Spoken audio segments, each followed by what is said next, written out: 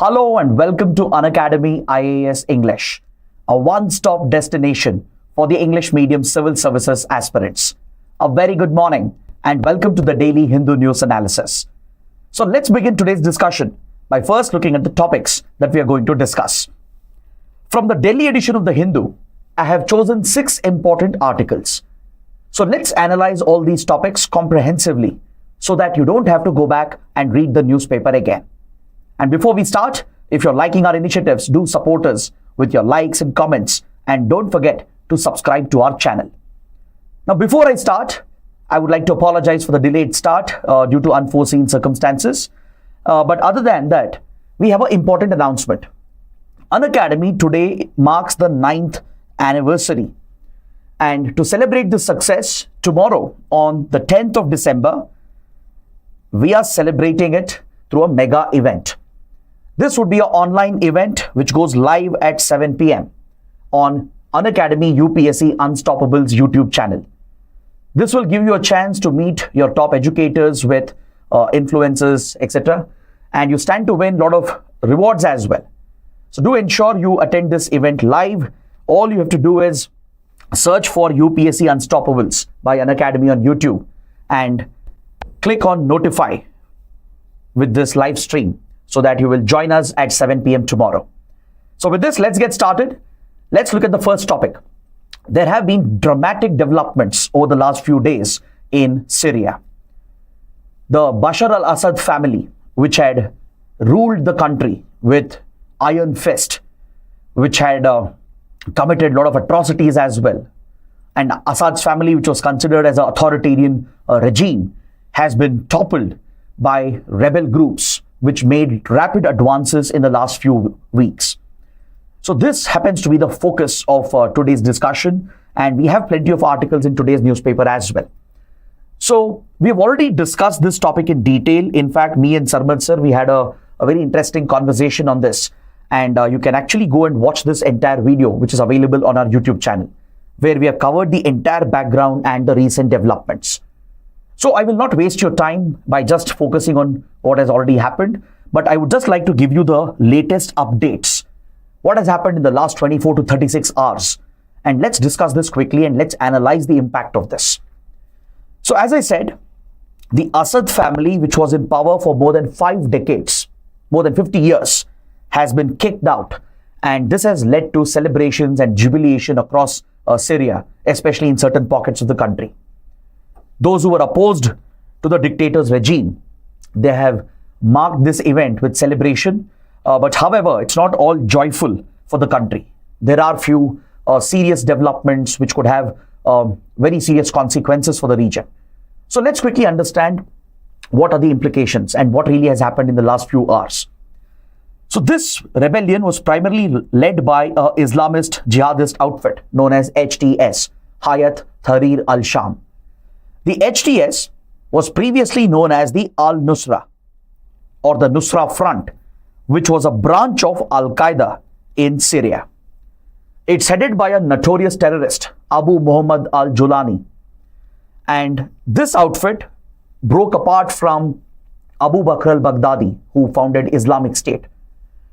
So given the connections that this group has and its radical ideology, this group taking over the country and exercising significant influence on the future politics and governance of the country is something that worries everyone. Not just the Syrians, but the entire region, the entire world. Because this outfit, HTS, has been designated as a terrorist organization by United Nations and even by the United States. So any takeover by a radical outfit is always bad news for the country and the region around it. So now, what happened to Assad? Bashar al-Assad obviously fled the country with his family. There were initial reports and social media posts that his plane had crashed. But however, it turns out this was largely a diversionary tactic. And now it has been almost confirmed that Kremlin, that is Russia, has given asylum to Bashar al-Assad. In many ways, it's a reminder of how India gave asylum to Sheikh Hasina when she took off from Dhaka as protesters mobbed the presidential palace.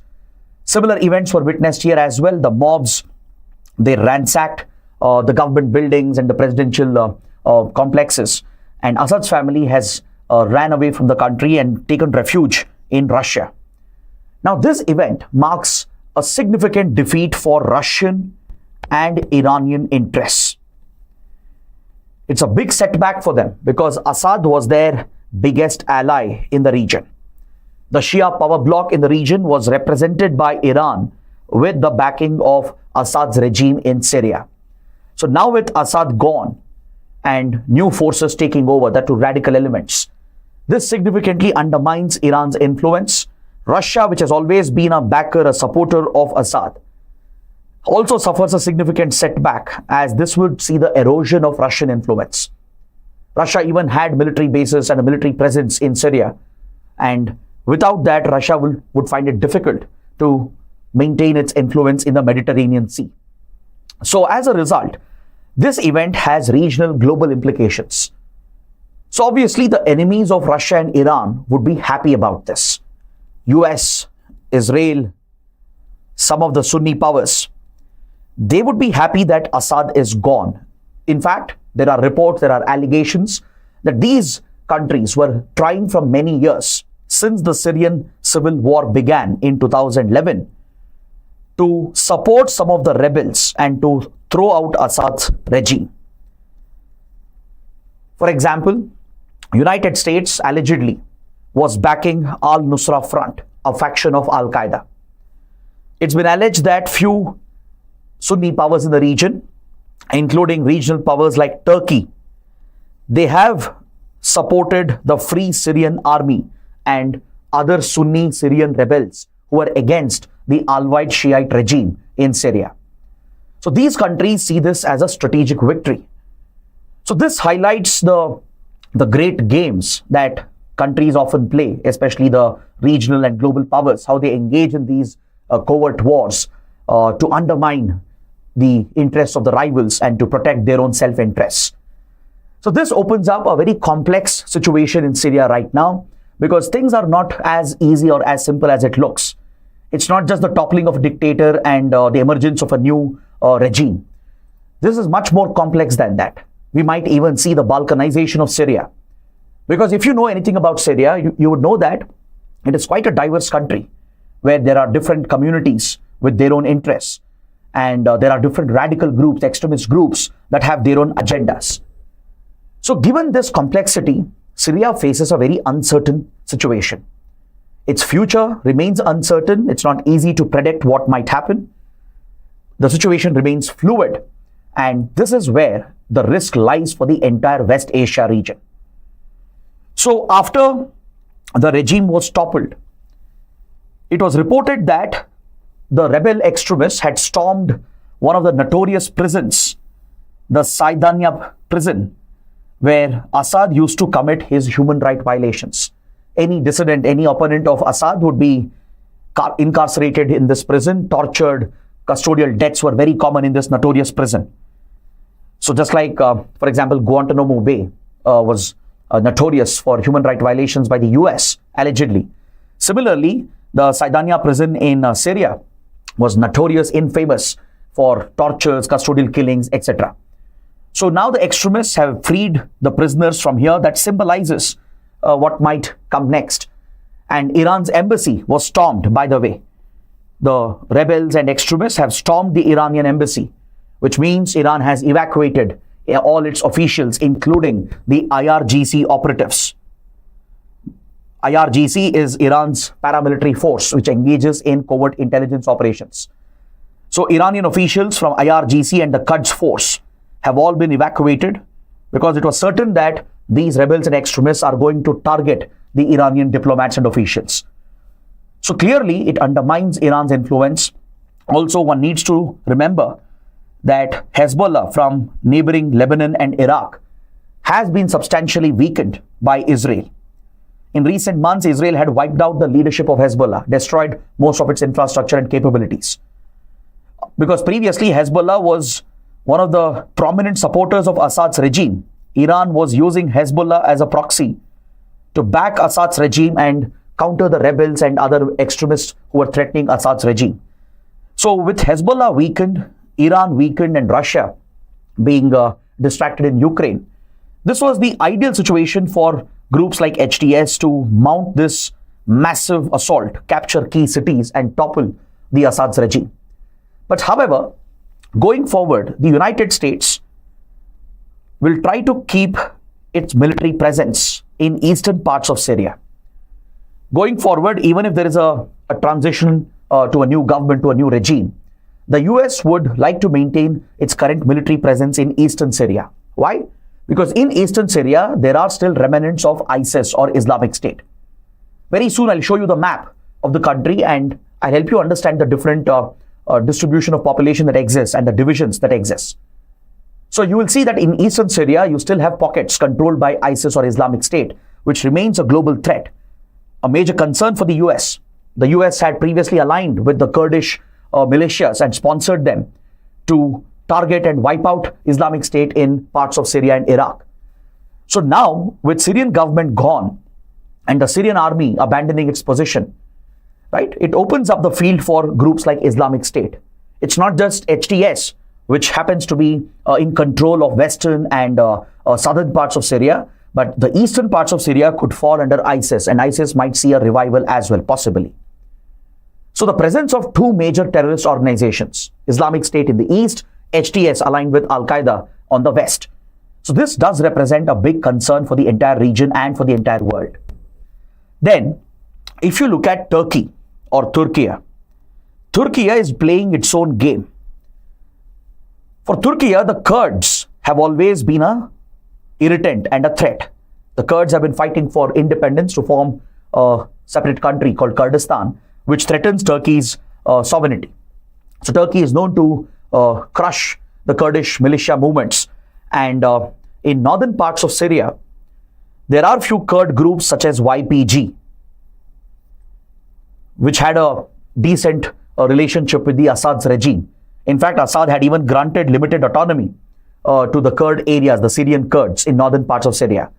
So now Turkey is looking to use this opportunity and wipe out the Kurd rebellion, and it's targeting the Kurd militias by backing the Free Syrian Army or the Syrian Democratic Forces, which are very strong in northern parts of Syria. So Turkey is also involved in this game. It is sponsoring these rebels under the banner Free Syrian Army or Syrian Democratic Forces and using them to target the Syrian Kurds and Kurd militias like YPG. And this represents a different conflict altogether. So it's not just one conflict that you're looking at, there are multiple conflict zones present here. In the east, it's the Islamic State. The HTS has taken over in other parts of the country. There are Kurdish militias fighting for their own rights. And you have Turkish-backed rebels who are targeting the Kurd militias. So that's why I said it's a very complex situation, right? Because on one hand, US still needs Kurd militias to keep pressure on Islamic State. But though Turkey is a US ally, a NATO ally, it is on the other side of the conflict, right? It has gone against the US to target the Kurdish militias for its own interests. So almost every country here, they're fighting for their own interests, their own cause. Then if you look at regional powers in West Asia, especially countries like United Arab Emirates, Egypt, and many others, they are concerned about radical extremism taking root in the region. These regimes, even though these are authoritarian monarchies, such as UAE and others in the region, they themselves feel threatened by radical extremist groups such as Al-Qaeda, ISIS, or HTS. Even the people of Syria in general, the common man in Syria, who have already suffered from 13 years of civil war, right? The country has been devastated. Now they're worried whether this Islamist jihadist group will enforce radical religious codes, right? Will it impose the Sharia? Will it carry out retribution against opposition groups or pro-Assad groups? So that remains a concern. Will there be retributive violence? Will there be targeted killings of certain people, of certain communities? Especially if you look at the Shia-dominated belt, the Alawite stronghold near Damascus, and also in the coastal areas of Syria, there is deep concern amongst the Alawites that groups like HTS might target them. There could be targeted violence against these communities now. So that does remain a big concern. So this is what India has been watching closely. India has already issued its statement pointing out what India feels. India has said that Indian diplomats as of now are safe in Damascus because the situation was very volatile. There was a lot of concern about the Indian diplomats and our diplomatic mission and the safety of the Indians. There are close to 100 Indians left behind because ever since the civil war started, most Indians have left the country. We had several thousand Indians in Syria at one point, but since the civil war in 2011, most Indians have stayed away from Syria with hardly 90 to 100 Indians left. So Indian embassy has issued a statement that all our diplomats are safe and we are closely monitoring the situation on the ground. And more importantly, we are in touch with all the Indians who are still left in the country, close to 90 to 100 Indians. So the government might look to evacuate them, bring them back. We'll also try to keep an eye on the transition which might happen. And we would like to immediately build ties with whoever comes to power. Now it appears that the HTS has already reached out to other entities. It's not as if HTS is going to rule the entire country on its own, because HTS understands that it has still limited control on the country. Now, as I pointed out, in certain parts of eastern Syria, ISIS is still dominant. ISIS and HTS are at the opposite ends, right? They might end up targeting each other as well. In fact, the previous version of HTS, Al-Nusra, it fell out with ISIS. So they have a history of rivalry between them. So ISIS is not going to give up its territory. It's not going to cooperate with HTS to form the next regime. That is for certain. That is for sure. Now HTS, which was largely based out of northwestern part of Syria in Idlib and Aleppo, it made rapid advances capturing all these cities and captured other key areas like Hama, Homs, Palmyra, and eventually the capital Damascus. So all these areas in west, northwest, central and southwestern part of Syria has come under the control of HTS. The coastal areas here, which you see, right? Some of the coastal areas, that is where the Alawite community feels very insecure over here, right? Particularly in the coastal belt, which faces the Mediterranean Sea here. This is where the Alawite community feels threatened and insecure because they fear targeted violence against them by these jihadist outfits. Then, of course, the other important region here to note down would be the Kurd areas. The Syrian Kurds are found over here in the yellow shaded region, right? And this is where Turkey is sponsoring rebels over here. Can you see the blue shaded region here? This is where Turkey is sponsoring the Free Syrian Army, also called Syrian Democratic Forces. And these rebels are targeting the Kurd groups, including YPG. So there is a separate conflict altogether going on in the northern parts. So as you can see, the whole country is divided. Now in the southern and eastern parts, which are Sunni dominated areas, again, it's not that one group or one leader has control or some sense of management in this region, right? So HTS has reached out to other stakeholders, including some of the current officials, the army leaders, because Syrian army has abandoned its post right now. So HTS is reaching out to these elements, and the chief of HTS, Julani, has recently given a speech just few hours ago, has even given a public speech stating that there might be a transitional government. Something similar to what we saw in Bangladesh, where different stakeholders and entities come together to form some sort of a transitional regime. But the question is, to what extent will HTS have control over this transitional regime? Imagine a radical terrorist group having a direct say in a government. So that is what worries everyone, right? Now, one last point I would like to make here is with regard to the Golan Heights. The Golan Heights is this region over here, this blue colored area. The Golan Heights is Syrian territory essentially, but illegally captured and annexed by Israel during the 1967 war. Back in 1967, when the 6-day Arab-Israel war took place over the Palestinian issue, Israel not only defeated Syria, but captured the strategic Golan Heights. And later it went on to annex this Syrian territory. And globally, this is not recognized. All the UN members, most of them, they see this as illegal annexation and occupation by Israel. Even India, even US, they recognize the Golan Heights as Syrian territory, which has been illegally occupied and annexed by Israel. So over here, there was a buffer zone which was created back in 1974 to bring peace between Israel and Syria. Since they were at conflict, there was a peace agreement between Israel and Syria that dates back to 1974, where a buffer zone was created, which was monitored by UN peacekeepers. UN peacekeeping troops were deployed over here so that Israeli troops will not be present, right, who could be seen as a threat by Syria. So now, Israel, which fears a security crisis because of what has happened in the neighboring country, has already taken some preemptive action. As soon as it became sure that Assad would fall and his regime would fall, Israel ordered military strikes inside Syria. Israeli Air Force has conducted targeted airstrikes by breaking the peace agreement. Why? Because according to Israeli Prime Minister Netanyahu, the peace agreement doesn't hold anymore because the government which had signed the peace agreement is now gone. The army which was supposed to uphold the peace agreement has abandoned its position. So Israel has stated that in its own interest, to protect its own security interests, which emanates from these extremist groups, it has conducted few targeted airstrikes. It has bombed arms depots where large weapons and arms were stored by the Syrian regime, the Assad's regime and the Syrian army. The fear was these weapons might fall into the hands of extremists.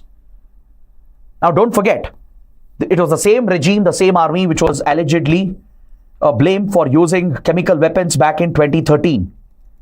Assad's regime was accused of using chemical weapons in 2013. So there could be chemical weapon stockpiles, which is prohibited under international law, under the Chemical Weapons Convention.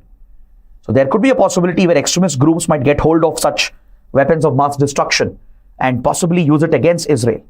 So as a preemptive measure, Israel has conducted few targeted strikes against these arms depots, and it has tried to take them out so that the extremists can't get hold of these weapons.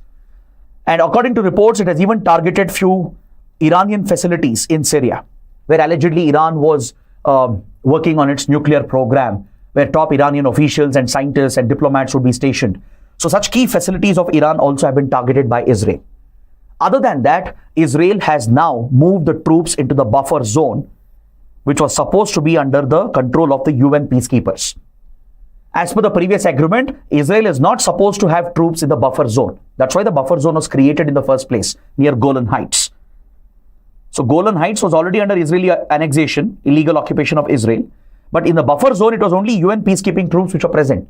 So now, Israel has gone against this agreement as well and moved its troops into the buffer zone along with the UN peacekeepers. Israel has said there is a considerable threat because from across the border, there could be refugees or even terrorists who might infiltrate into Golan Heights and Israel. So these actions have been taken by Israel, which could further complicate things in the region. So this is what you need to learn, what you need to understand regarding the recent dramatic developments in Syria. So definitely, these events have implications for Indian interests, right? A larger destabilization of West Asia could threaten our energy security. It could threaten the Indian community. So that is why the entire development is crucial for our exams as well. So please take up this practice question. Discuss the lightning developments in Syria that led to the overthrow of Assad's regime. So you have to plug in the implications on India, the implications for the region, and a brief outline of what happened in Syria, maybe since 2011 till now. So that is what will help you write a good answer to this question. Now let's move on and look at this important editorial on page number 8. This editorial is focused on water quality, the quality of drinking water, which is supplied in Indian cities. Recently, there was a tragic event on the outskirts of Chennai. In a big city like Chennai, right, there was a tragic incident where poor water quality with allegations that it was contaminated. It has led to the death of 3 people with more than 30 people hospitalized. On the outskirts of Chennai, in a recent tragic incident, it's been alleged that in a local hamlet, after people consumed the water supplied by the government agency, the local government agency, 3 people have lost their lives. More than 30 people have been admitted in hospitals, and some of them are serious. So fingers have been pointed towards contaminated water being supplied by the local water supply board, and this highlights the quality of water in the country, the poor sanitation hygiene. And what was shocking in this incident is that a minister from Tamil Nadu, from the DMK government, who visited the affected area, instead of talking to the victims and consoling them and giving them a compensation, he made a very rude, insensitive statement. He blamed the people of this region for not being hygienic, for not being clean, for not following basic sanitation. And he has blamed the entire incident on the people themselves, thus absolving the state from any responsibility. So editorial points out that this statement of this minister from Tamil Nadu is very irresponsible, insensitive. And it sheds light, this editorial sheds light on the challenges of urbanization and why it is important to focus on water quality in the country. Because most reports indicate that in a few decades, most of India's population would be living in congested urban spaces. You look at our large metro cities as well. Look at the top 10 cities of India. They're all overcrowded. They have very poor cleanliness, sanitation and hygiene. And in most places, drinking water is repeatedly contaminated. There have been recent incidents where E. coli, a deadly pathogen, was detected in water samples in Bengaluru, Kochi, Noida. So this is not just a problem limited to Chennai or some parts of the country. This has become a country-wide problem where water is no longer clean enough. And clearly the blame lies on the government authorities. They are failing to supply clean water to our people. The responsibility has to be shared by the union center, that is the central government, the state government, and of course, the local bodies responsible for water supply. They can't absolve themselves. They can't simply blame the people that you are not being clean enough or hygienic enough. This responsibility lies with the state, with the authorities, not with the people, right? So there have been such incidents where E. coli outbreaks have been reported and the source has been traced to contaminated water. In a tropical country like India, it's quite challenging to provide clean water and ensure sanitation and hygiene because parasites can easily thrive in tropical countries because of the hot, humid environment. So this is where better governance, better management, and adequate focus on ensuring water quality and sanitation and hygiene becomes very, very crucial. Studies from Niti Aayog has shown that a vast majority of our population would be shifting towards urban areas. In the coming decades, in the next 40-50 years, we will see a significant shift towards urbanization, and most of these cities will be unplanned. This would be ad hoc urbanization, and most people in these urban areas would be living in slums, in congested localities where sanitation, clean water might become a difficult task. So given this reality, it's very, very important to prioritize water quality. Because it's not just contamination with parasites and pathogens. There are many other cases of water pollution, water contamination being reported in the country. For example, look at arsenic. Arsenic is a major contributor to water contamination, especially the groundwater. According to government data itself from the Jal Shakti Ministry, 230 districts in our country across 25 states report higher levels of arsenic in the water which is being supplied, especially groundwater. Now, long-term exposure to arsenic can have deadly health consequences. Similarly, fluoride concentration is alarmingly high in 469 districts across 27 states. Now, this is data from the government itself. The Jal Shakti Ministry has pointed out that in more than 230 districts, there is high level of arsenic contamination. In more than 469 districts, there is high level of fluoride contamination. WHO data shows that across the world, more than 1.7 billion people are consuming water which is contaminated with feces. So this highlights the concern regarding water quality, especially with regard to drinking water. More than 1 million deaths are being reported every year because of excessive diarrhea and other deadly conditions triggered by contaminated water around the world. In fact, even under Sustainable Development Goals, ensuring clean water is one of the primary targets. The UN General Assembly back in 2010 had even recognized this as a basic human right to have access to clean water and sanitation. Please note down this point. In 2010, the UNGA adopted a resolution declaring access to clean water and sanitation as a basic human right. So, millions of people in our country are being they are being deprived of this basic right. This is a result of poor governance, poor planning, and lack of focus on water quality and water management. So, be it the central government, the state government, or the local authorities, they can't simply shift blame, right? State can't blame center can't simply blame the state. And local authorities can't blame just the people, right? They need to take ownership. They need to step in. They need to ensure that clean water is provided as a basic right. Is that clear? So that is what we take away from here. Now, can you suggest some solutions to treat contaminated water? How can we provide clean water to our people? How can we ensure drinking water is free from these contaminants, from arsenic, fluoride, from deadly parasites and pathogens? Can you mention that in the comments below? And let's see what suggestions and solutions you can come out with. Now let's move on to another interesting column on page number 8. This column is related to the border standoff between India and China in eastern Ladakh. We have discussed about this topic repeatedly. We have discussed about the recent progress India-China have made. We have understood that both countries have agreed to disengage their troops, resume normal patrolling, and now the friction points across eastern Ladakh have been addressed and resolved, and things are coming back to normal. But however, in this column, Ashok K. Kanta, a senior former diplomat, India's former ambassador to China, brings in his expertise to analyze the new development with China. If you remember, we discussed that just a few days ago, Foreign Minister Dr. Jaishankar, for the first time since 2020, addressed the Indian Parliament and publicly gave details for the first time regarding what really happened in Ladakh. Ever since the standoff began in April 2020, the government has been evasive.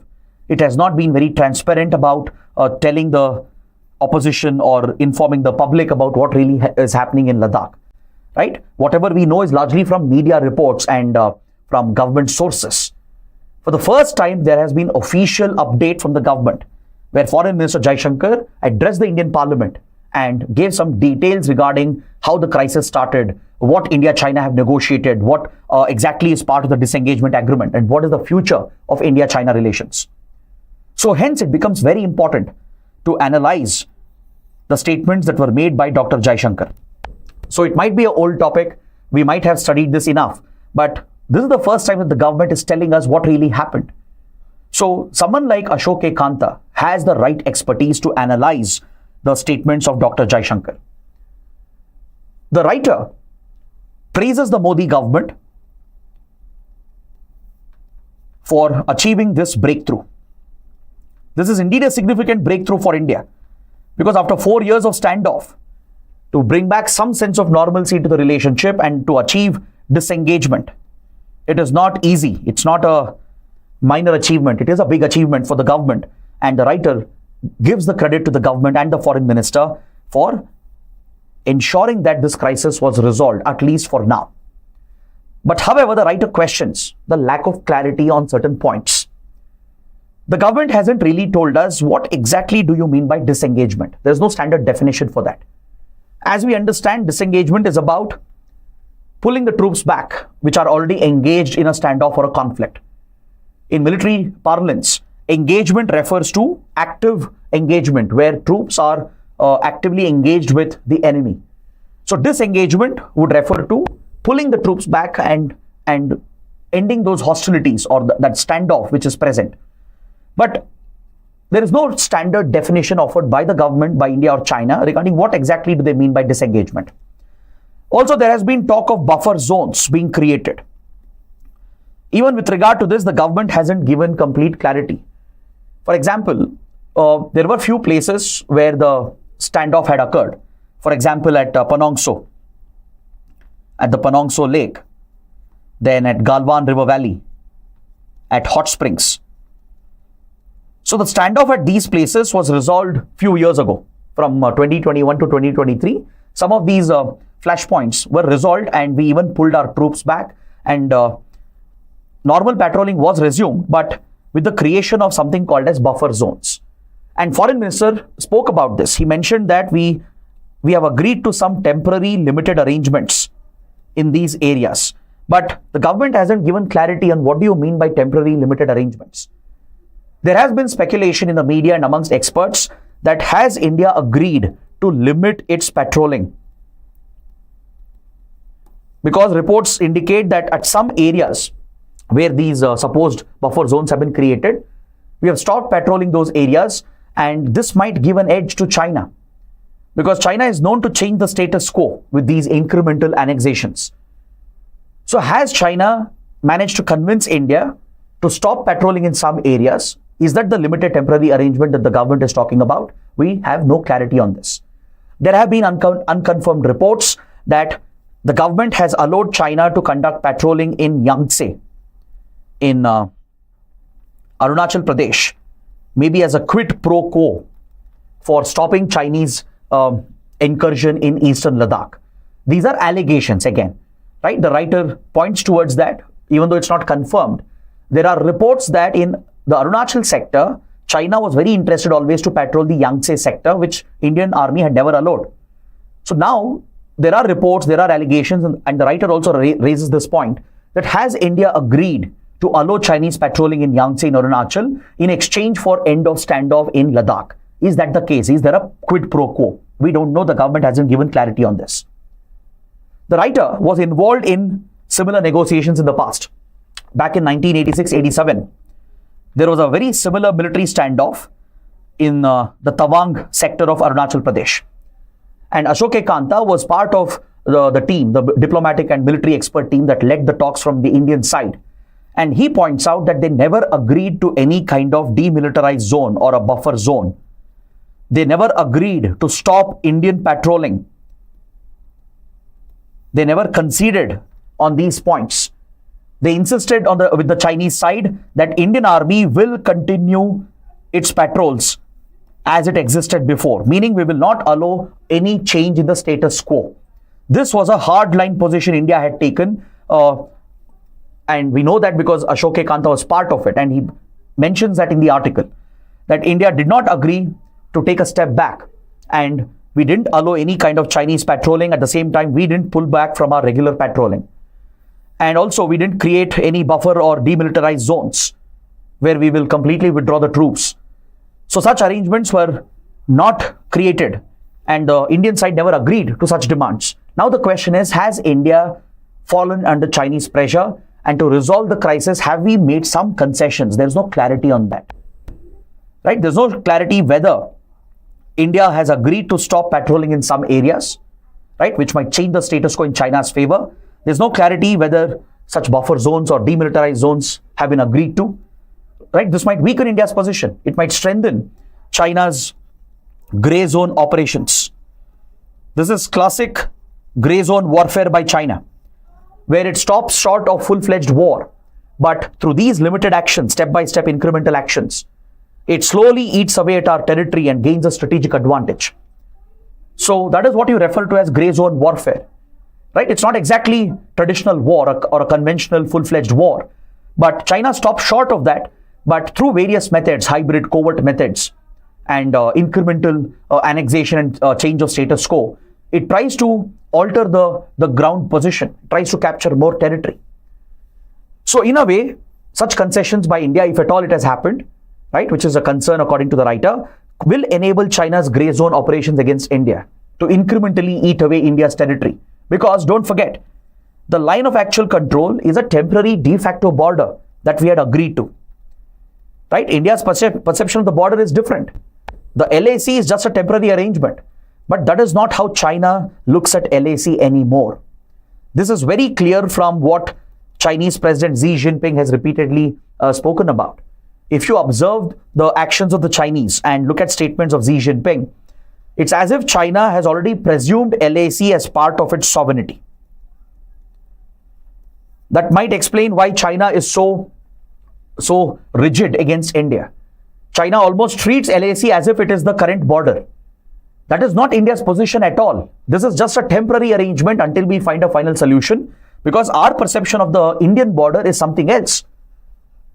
Now, if China keeps on pushing this approach where it creates this perception that LAC itself is the border, and upon that it creates these incursions and incrementally annexes our territory, then down the line we might see a situation where India would have lost significant territory. And that is exactly the definition of grey zone warfare. Right? So that is a concern being flagged by the writer. But he does appreciate the outreach by India, and he does appreciate the counter response by India, because when China carried out these incursions, India did not take it lying down. Right? The Modi government went all out for a complete mobilization of troops. We countered the Chinese incursions, and we even managed to push back the Chinese troops in certain areas. For example, at the Spangnur Gap, right, in the Chushul sector in Ladakh, Indian troops did fantastically well to push back the Chinese incursions. So the writer does appreciate this. And also, within the Indian government, there have been some sections calling for resumption of normal ties, especially those arms of the government dealing with trade and commerce and economic relations. They are pushing for normalization of India-China relations. Now, the writer takes a strong offense to this, and he appreciates the Modi government for not letting these arms of the government to run the narrative on India-China. Because there is no normalcy right now in India-China relationship. As long as the border remains hot, right? The border itself has been abnormal from 2020. Even the recent disengagement and resumption of patrolling is just a return to the status quo. It's not that things have become better. So unless and until there is a normalization of the boundary issue, we can't have normal ties with China in national interest, in our security interests. So that's where the writer appreciates the Modi government and foreign minister for taking a strong position and not allowing the resumption of normal ties with China. We can't have normal economic ties. We can't behave as if things are all hunky-dory when China keeps eating away India's territory. So in that regard, the writer is appreciative of the government, the approach the government has taken, right? But however, he is pressing the government for more clarity, for more transparency, because there are unanswered questions. Has India compromised somewhere? Is there a change of status quo from the Chinese side, which could adversely affect India's position in the coming days? So that is something we need more clarity on. So that's why I said it's an important observation by the writer, because it gives a unique perspective from someone who has been involved in these matters, someone who has led such talks with China. The insight, I think, is very, very useful. So please take up a mains practice question here. India has made a good beginning with regard to disengagement with China in the eastern sector, but negotiations must continue. Discuss. So bring out both sides of the argument.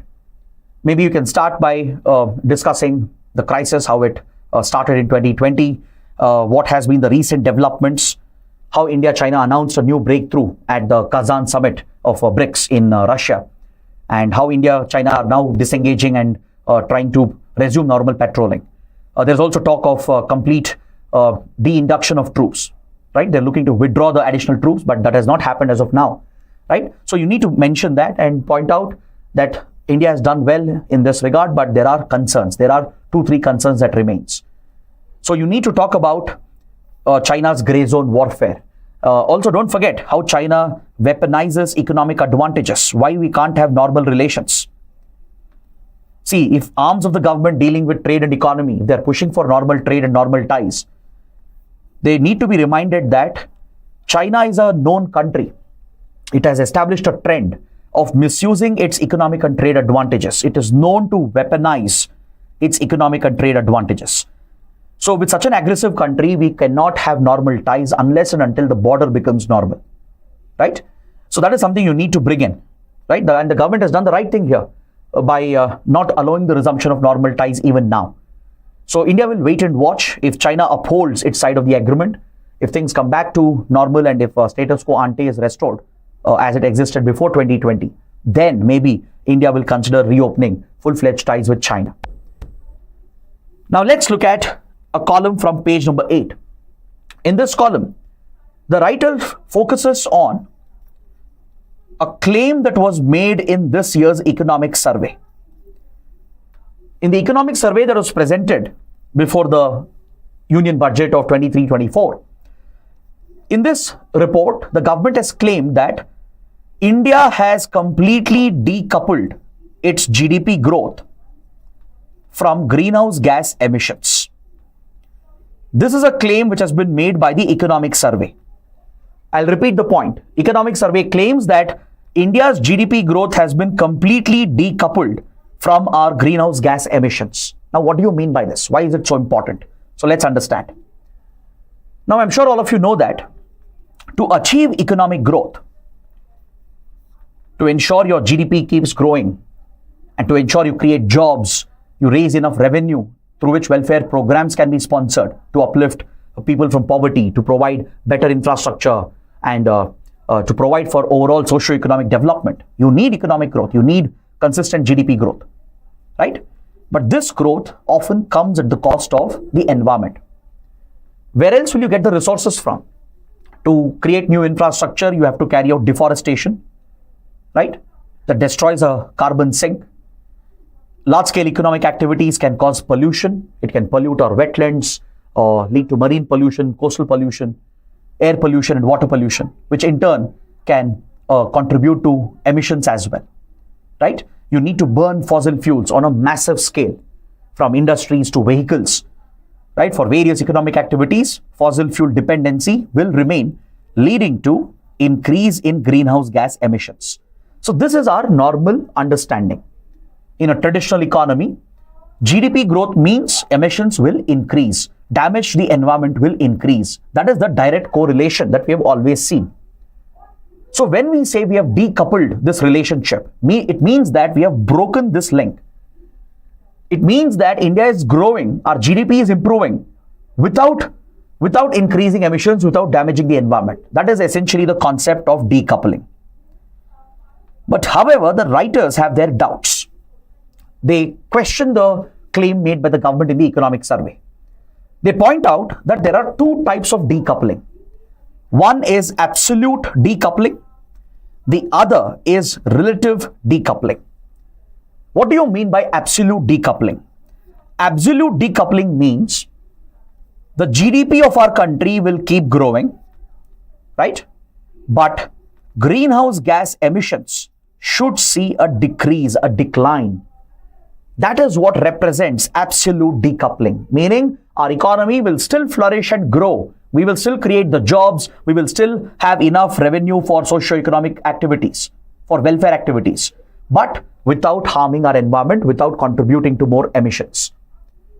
This is essentially the path of sustainability.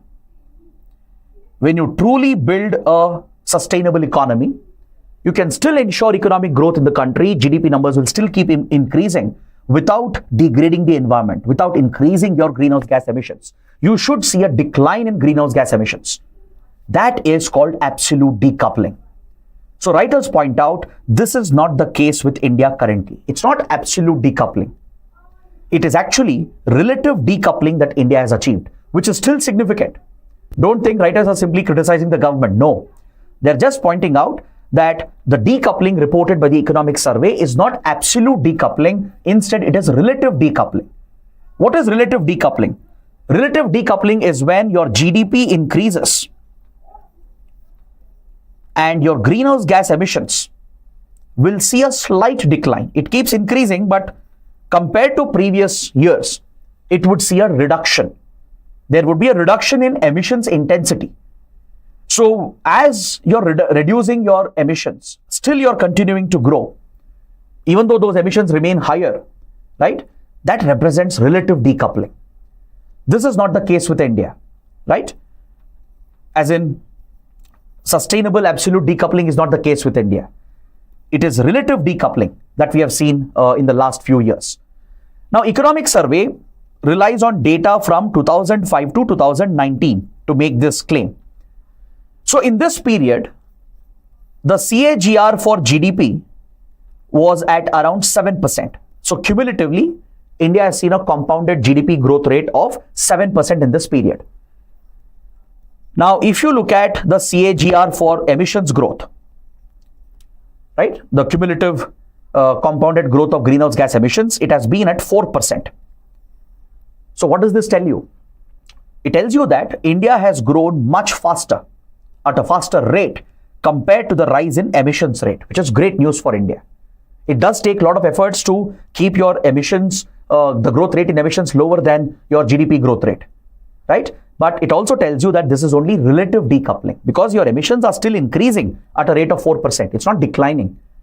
So absolute decoupling refers to a decline where GDP continues to grow, but your emission will decline and decrease.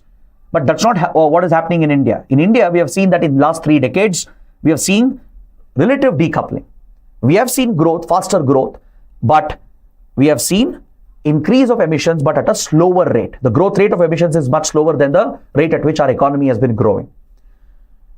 So if you look from 1990, if you take the data from 1990, our GDP has gone up 6 times, 6x growth in GDP.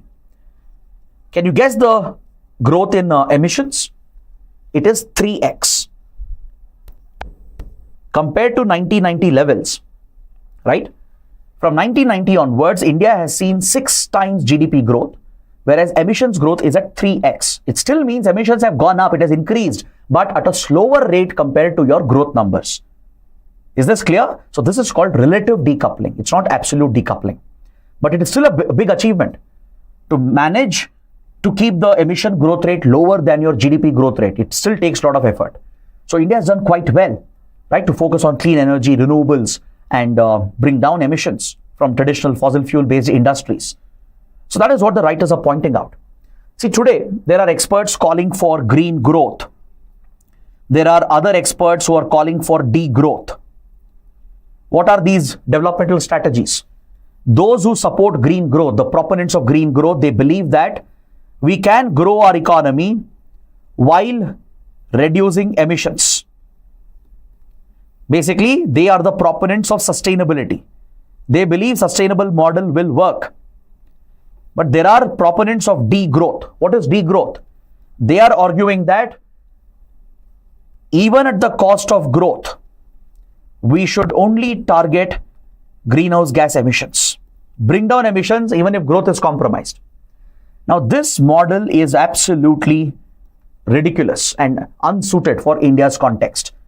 If you don't focus on growth and focus only on emission reduction, who will elevate poverty? Who will give jobs to our people? Who will feed our people? Who will take care of their education, their health care? So the path of degrowth is not for any country, right? Those who support degrowth, they are disillusioned. You can't blindly focus on just emission reduction and environment and compromise growth entirely. This path of degrowth is unsuitable. What is suitable for every country is the sustainable path of green growth, where you find ways to grow your economy. Your GDP will keep on increasing, government revenue will keep on increasing. You will create more jobs, you will continue your welfare programs, and at the same time, you will try to bring down emissions. Emissions might grow, but if you compare the relative growth rate, right, the growth rate would remain lower and your economy would be growing at a much faster rate.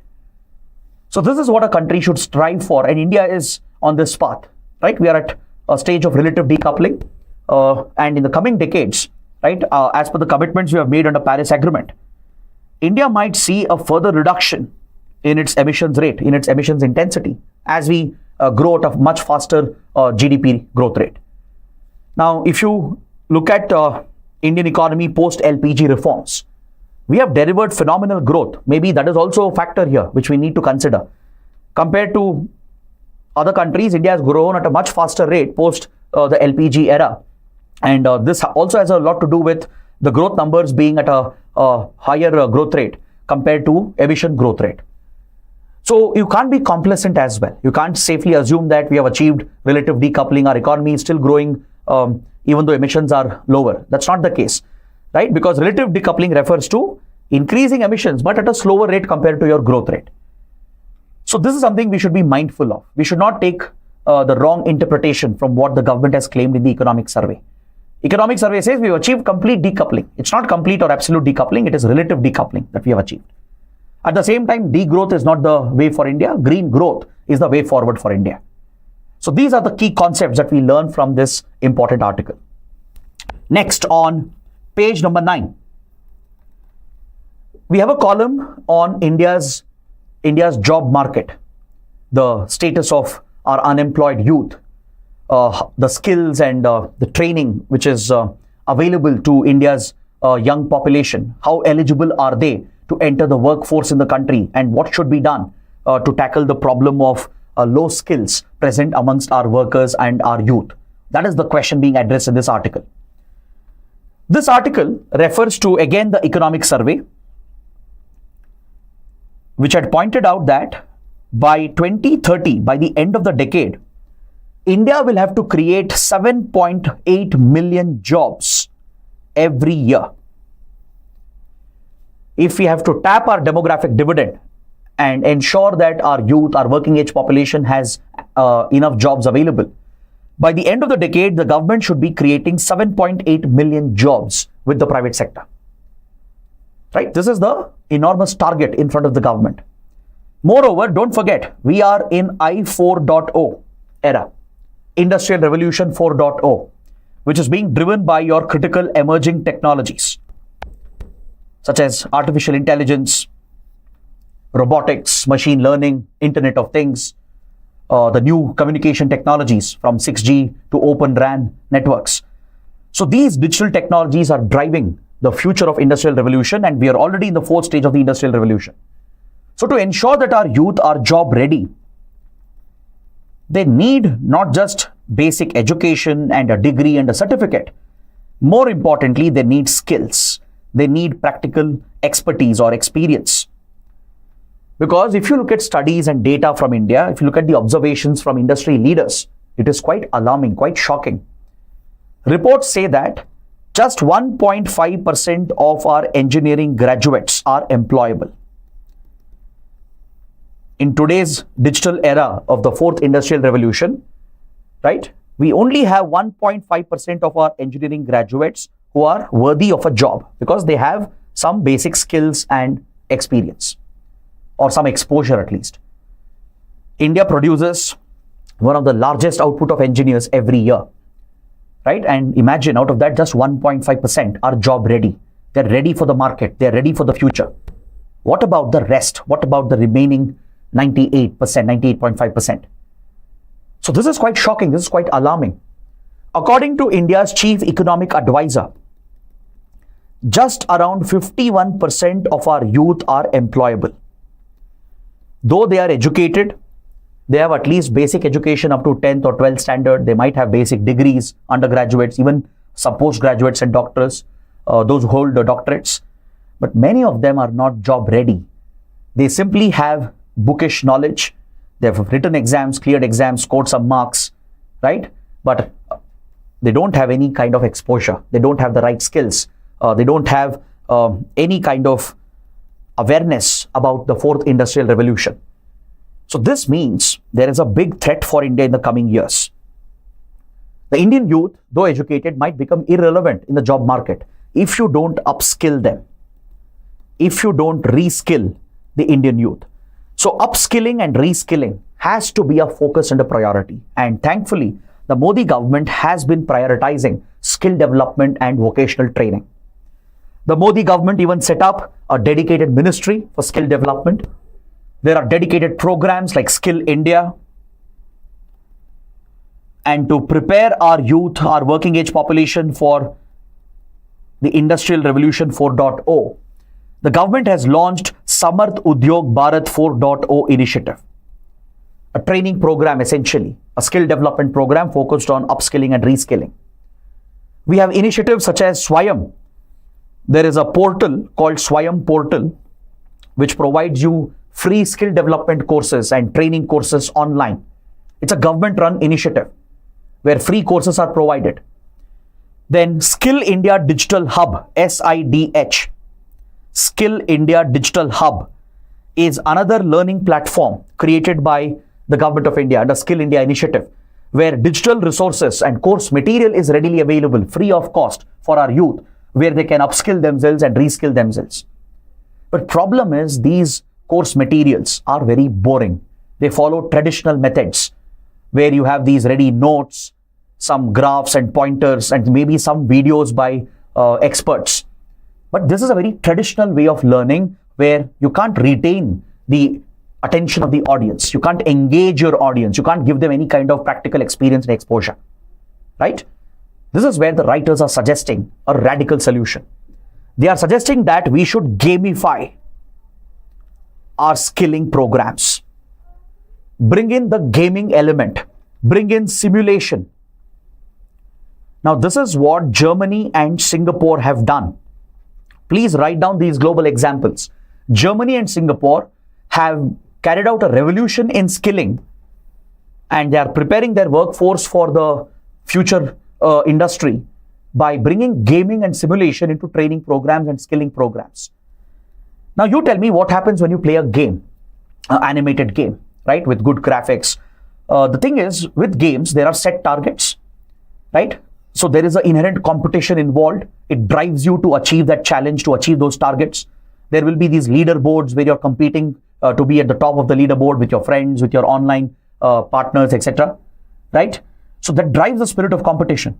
Plus, you earn these rewards, you gain these points and badges, which is like a positive reinforcement for you to keep learning, for you to keep playing that game. And the very way in which the game is structured and designed keeps you engaged, keeps you entertained, it keeps you hooked. So audience retention is critical in any learning, in any class. And that is what the writers are pushing for. We have training programs like Swayam portal, SIDH portal. They have digital courses available, training programs available. Now we should gamify them. We should bring in that gaming element, provide simulation, which gives practical experience. So trainees and those who are fresh out of college, they will get some real world experience of working in our industry without fearing what will be the real world impact. Let them make mistakes. Let them learn from the mistakes. This is what a game does to you. It improves your overall skills, right? Don't think games are just a waste of time. Games, if used appropriately, right, within certain limits, it actually improves certain abilities, your cognitive and aptitude, right? And your, in general, the way you handle certain situations becomes much better. And in simulations especially, in a simulated environment where you're executing a certain task, right, you don't have to worry about the real world impact. That fear element is gone. You just have to think about the options, try and experiment with those, make mistakes and learn from those mistakes. That is called true learning. So gaming and simulation really helps in that. And there are many edtech companies which have experimented with gaming and simulation. It has given tremendous results. It's much better than traditional way of learning through books and notes and videos, right? Or even worse, in a classroom environment.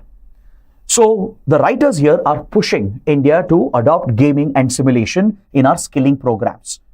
This is what could prepare our youth and get them future ready for I4.0 or Industrial Revolution 4.0. So that is what we learn from this important article. So let me know what you think about this. Do you agree with the writers that gaming and simulation might help? Will it, because you represent most of the viewers, you represent the current youth, the current generation. So do you think there is a gap in your skills? Do you think you haven't learned enough in your colleges, in your universities? Do you think you're not ready for a job in the industry, right? Let me know what can be done. Will gaming and simulation be a solution to this? Should colleges and universities adopt this method? Will it improve engagement? Will you improve the retention of the learners? Will it make them better learners, self-learners? Let me know what you think in the comments. Coming to the last article, we have only one prelims relevant article today. It's related to the Indian star tortoise.